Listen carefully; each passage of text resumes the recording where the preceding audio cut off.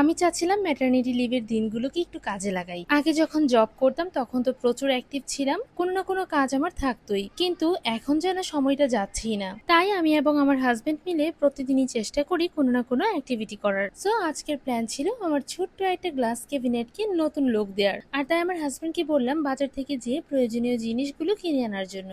সেও যথারীতি বাজারে চলে গেল সকাল সকাল, আর তার পিন বার্নি সেগুলো কিনে নিয়ে আসলো। হোয়াইট কালারটা বাসায় আগে থেকেই ছিল, সেটা আব্বু দিয়ে গিয়েছিল। সো আমার গ্লাস ক্যাবিনেটটাকে নতুন লুক দেওয়ার জন্য আমার সব প্রিপারেশন কমপ্লিট। আচ্ছা যাই হোক, এইটা হচ্ছে আমার ছোট্ট একটা গ্লাস ক্যাবিনেট। অনেকদিন ফাঁকা পড়ে থাকার কারণে এইটার উপরে আমি সব ধরনের জিনিসপত্র রেখে দিয়েছিলাম, আর যেহেতু কালার করব সো এর আগে সবগুলো জিনিস সরিয়ে নিলাম। আমার না এই ধরনের কাজগুলো করতে বেশ আনন্দ লাগে, সময়টা যেরকম কেটে যায় সেরকম ভাবে যে কোনো একটা কাজ কমপ্লিট হয়ে যায়। আচ্ছা আগে একটু বলে রাখি, এই গ্লাস ক্যাবিনেটটা কিন্তু আব্বু ফার্নিচার শপ থেকে বানিয়ে দিয়েছিল, আর আমার ইচ্ছা ছিল এটার ভেতরে হোয়াইট কালার করার। সো আমি বলেই দিয়েছিলাম এটাতে হোয়াইট কালার করব বাসায় এনে। কালার করার আগে প্রথমে আমি এটা ক্লিন করে নিয়েছিলাম, ভেতরে অনেক ময়লা ছিল, ধুলাবালি ছিল। প্রথমে কাপড়ের টুকরো দিয়ে সেই ময়লাগুলো সরিয়েছি, তারপরেও পুরোপুরি যাচ্ছিল না, সেই জন্য একটা ব্রাশ ইউজ করেছি। যে ব্রাশটা দিয়ে কালার করব সেটা দিয়েই মূলত সরিয়েছি।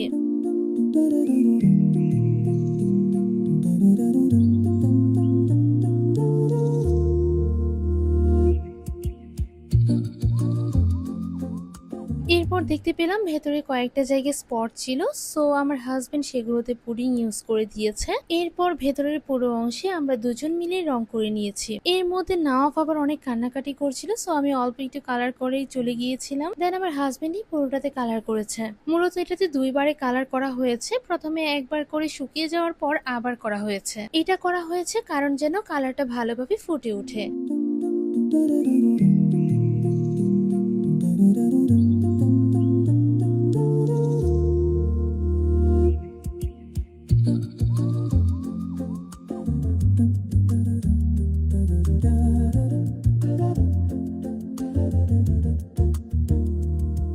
কালার করা যখন শেষ হয়ে গেল, এরপর আমাদের কাজ হচ্ছে বার্নিশ করা। বার্নিশটা আগে দেখি করা ছিল, তারপরও ভাবলাম যেহেতু বাসায় আছে সো একবার করেই ফেলি। এই তো এটাতে কালার করা এবং বার্নিশ করা দুটোই কমপ্লিট।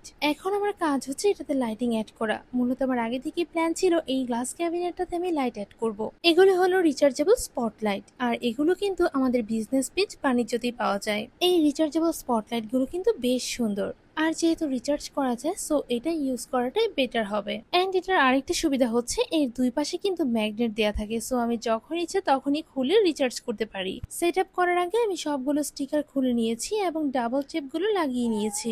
আর এরপর চারটা স্পটলাইট চারটা জায়গায় সেট আপ করে নিলাম। এটার ইনস্টলেশন একদম ইজি, তাই না? যাই হোক, লাইট লাগানোর পার্ট শেষ হওয়ার পর প্রয়োজনীয় সবগুলো জিনিসই ডেকোরেট করে ভেতরে রেখে দিলাম।